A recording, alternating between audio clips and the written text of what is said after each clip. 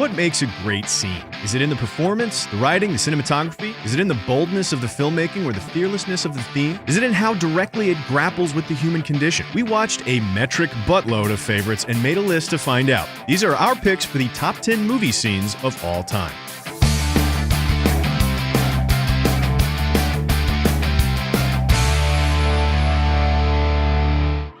Kicking us off at number 10, let's look at some of the scenes showcasing the explosive talents of actors plumbing the very extremes of the human range of emotions. We're talking about scenes like Tom Cruise's final confrontation with his dying father in Magnolia, Al Pacino's violent outburst about his lost child in The Godfather 2, and his court scene from Sin of a Woman, the secret about the son from Who's Afraid of Virginia Woolf, the beating of Patsy from 12 Years a Slave, Kikuchio's discovery of dead samurai armor from Seven Samurai, and, of course, our number 10, the Russian roulette scene from Deer Hunter. Oh, yeah.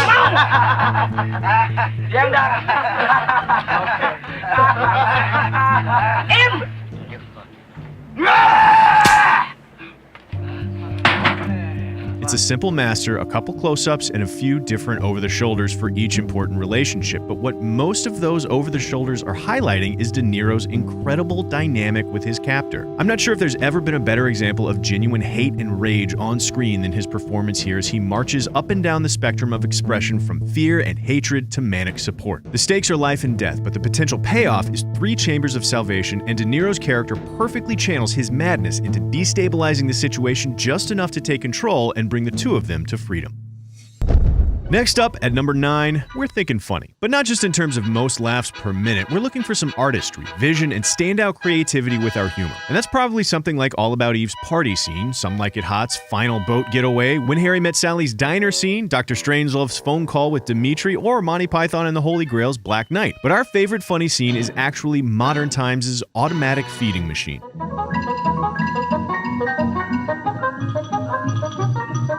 This is a brilliant showcase of visual comedy and pacing. It pairs the hysterical reactions of Chaplin's tramp with the inanimate comic timing of a feeding robot gone haywire, brilliantly imbued with different personalities for each of its functions. One of the funniest moments is watching Chaplin stare down at the demonic corn feeder with a look of abject terror, only to be greeted by the gentle dabbing of the serene face wiper. Of course, when that's all said and done and it seems like the scene is over, the engineer tells us.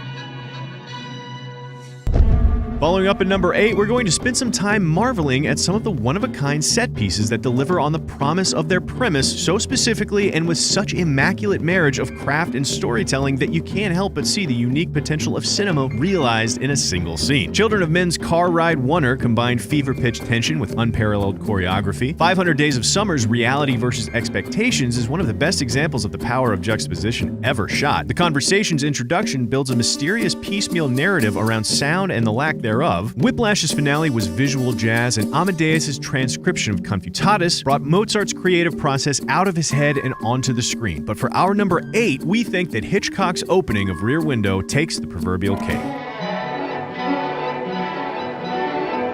Quickly establish the personalities, dynamics, and conflicts of all L.B. Jeffries' neighbors in a few brief, beautiful shots, and you've got one of the best examples of efficiency in visual storytelling ever shot. But follow it up with a quick tour of his apartment, delivering every bit of relevant exposition in under a minute, all without any clunky lines like, "Hey, Jeffries, remember when you broke your leg?" "Why, yes, Lisa. I was there when it happened." And you've got the makings of a world-class clinic. But this is more than just a well-staged tour through a beautiful city block set. Hitchcock's use of camera angles and movement immediately establishes the voyeuristic, limited perspective of the film. Less than 4 minutes later, without a single word spoken, we are intimately familiar with the world our story is about to take us through. At number 7, we've got some superlative scenes that aim to absolutely wrench your heart out. Scenes like The Bicycle Thieves' final theft, The Passion of Joan of Arc's ending, Good Will Hunting's It's Not Your Fault, Royal Tenenbaum's Needle in the Hay, Short Term 12's Marcus Rap, and our pick for this slot, Persona's repeated scene. Vad är det där? Vad är det du gömmer under handen? Får jag se? Det är kortet på din lilla pojke. Det som du rev sönder. Watching Elisabeth listen to her nurse tell her the story of her failure with her son gradually dissolving closer and closer to Liv Ullmann's listening, and I mean really brutally listening, to a heartbreaking rendition of her own personal failings is immensely difficult. But just as soon as you think it's over, we jump back to the start and see the whole thing from an entirely different perspective, allowing us to see the two separate stories of each woman's personal journey, each one immensely rattling in its own beautiful right. And while this might be dull and repetitive in a lesser director's hands, it never feels like we're retreading the same ground. The monologue seems completely changed, which is why we love it. At number 6, this slot is all about tension, and the scenes we think did suspense most beautifully are those like Goodfellas' funny How, Heat's dinner parlay, and Rafifi's incredible silent heist. There's Clarice meeting Dr. Lecter in Silence of the Lambs, Dennis Hopper provoking Christopher Walken in True Romance, and both the farmhouse scene and the pub scene from Inglourious Basterds. Taken on their own, these scenes are enough to keep you anxious for days, but we think that No Country for Old Men's coin toss stands just a bit above them all. What's the most you ever lost on a coin toss? Sir? The most you ever lost on a coin toss? I don't know. I couldn't say. Call it. One thing we like about a really good scene is how sometimes they can almost stand alone. They're like a drama in and of themselves, and you can just feel the essence of the film oozing from every cut. And that's what's happening here, as Anton Chigurh and a gas station proprietor spar over a wager only one of them really understands. Look, I need to know what I stand to win. Everything. How's that? You stand to win everything. Call it. Again, the camera work is hardly flashy. You probably won't even notice the subtle push-in once Chigurh flips the coin. But that's because the cat-and-mouse conflict of their conversation is completely absorbing, with Bardem cutting off Gene Jones's escape attempts at every pass. There's probably no better example of how effective this scene is than the moment when Chigurh tosses his wrapper on the counter and we hang on it, staring, feeling threatened, like the clerk by a simple piece of trash. Of course, not all suspense needs to simmer like this one does. Sometimes scenes explode, and oh god, is it glorious. The best of the best build a cacophonous crescendo of deadly frenzy until, long after we think we can't take any more of it, they resolve in a moment of pure terror and exhilaration. These are scenes like Reservoir Dogs' ear scene, The Thing's blood test, Yojimbo's influential showdown, The Third Man's discovery of Harry Lime, and Lawrence of Arabia's shimmering introduction of Omar Sharif. We love the good, the bad, and the ugly Sad Hill Cemetery standoff, but if it's going to be Leone, and spoiler alert, it is, we think it's hard to beat our number 5, Once Upon a Time in the West's train station arrival.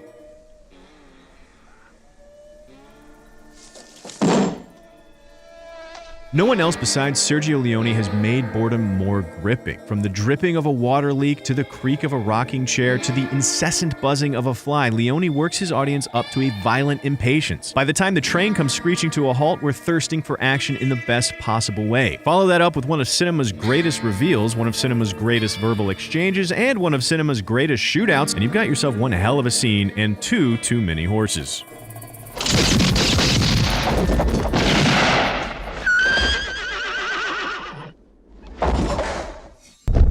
At number 4, we've got a handful of hauntingly beautiful scenes that give us a serious case of frisson. Scenes like Schindler's List, Girl in the Red Coat, Eternal Sunshine of the Spotless Mind's Crumbling Beach House, The Truman Show's Final Bow, and quite a few Tarkovsky scenes like Andrei Rublev's installation of The Finished Bell, Nostalgia's Candle in an Empty Pool, and our pick for number 4, The Mirror's Burning House.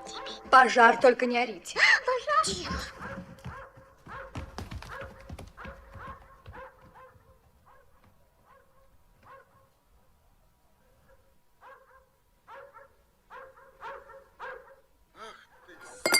We have trouble breaking down exactly why it works. In theory, it's a relatively simple scene with a couple nice camera moves and a few beautiful moments, but in practice, there's something almost transcendent about it. Some je ne sais quoi in the dance of the camera, the poetry of the Russian, the glancing reflections of the firelight, and the final tableau that makes us want to stop analyzing and just feel, which is something we can't say about very many scenes, which is why this one lands on our list. Of course, our scenes can't all be slow and emotional. There's no other artistic medium that does excitement and adrenaline like film. Back in the day, battleship Potemkin's Odessa steps changed the world, and most recently, Sicario's bridge sequence blew our minds, while scenes like Heat's bank heist, Apocalypse Now's Ride of the Valkyries, and Psycho's shower murder have filled in the space between. But it comes as no surprise that there's still nothing better action-wise than our number 3, Saving Private Ryan's landing on Omaha Beach.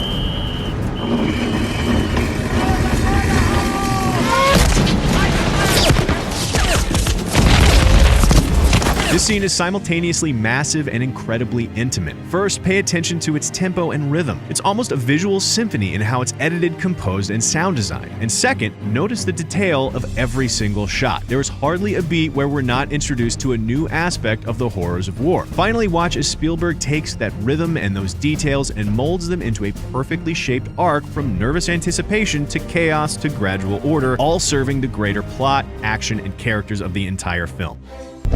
Of course, we wouldn't be doing our jobs if we left out sex and romance. We love Annie Hall's subtitled flirtation, Y Tu Mama Tambien's steaming jukebox sequence, City Lights' handheld moment of recognition, Before Sunrise's wonderfully subtle music booth, Before Sunset's pitch-perfect Nina Simone finale, and Before Midnight's painful 20-minute-long argument in the hotel room. However, our number 2 romance pick actually goes to none other than Barry Lyndon's card game Seduction.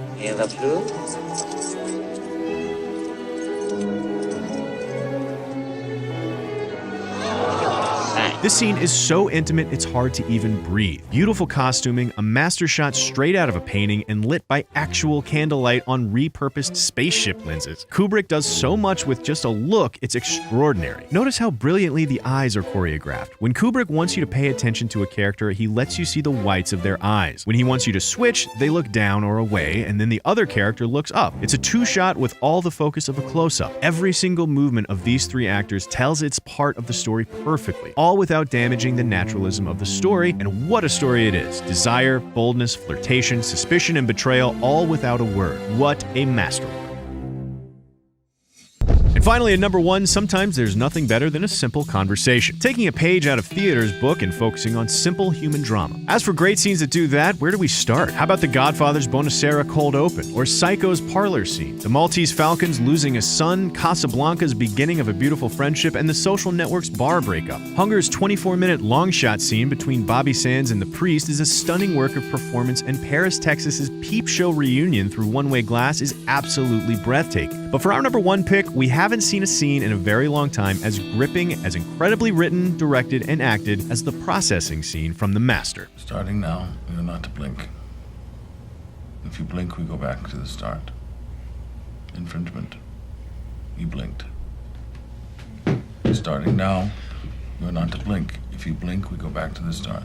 The dialogue is so astonishingly complex, with each thread of questioning weaving in and out, sometimes breaking Freddy further down for the next one, sometimes providing the Master more ammo with which to pry, sometimes lightening the tone when things get too serious, sometimes trapping Freddy with his own gradual honesty. And PTA doesn't chop it up needlessly either, holding on each shot for exactly the right amount of time, neither overcovering nor losing pace. But of course, the real treat here is the acting. Philip Seymour Hoffman comes in under in a way that only he ever could, commanding a scene with the utmost subtlety and just well enough hidden insecurity, while Joaquin Phoenix excises some real demons. These revelations seem to truly challenge him, hurt him, shock him, and enrage him. It's an absolute masterpiece, which is why it's our pick for the best movie scene of all time.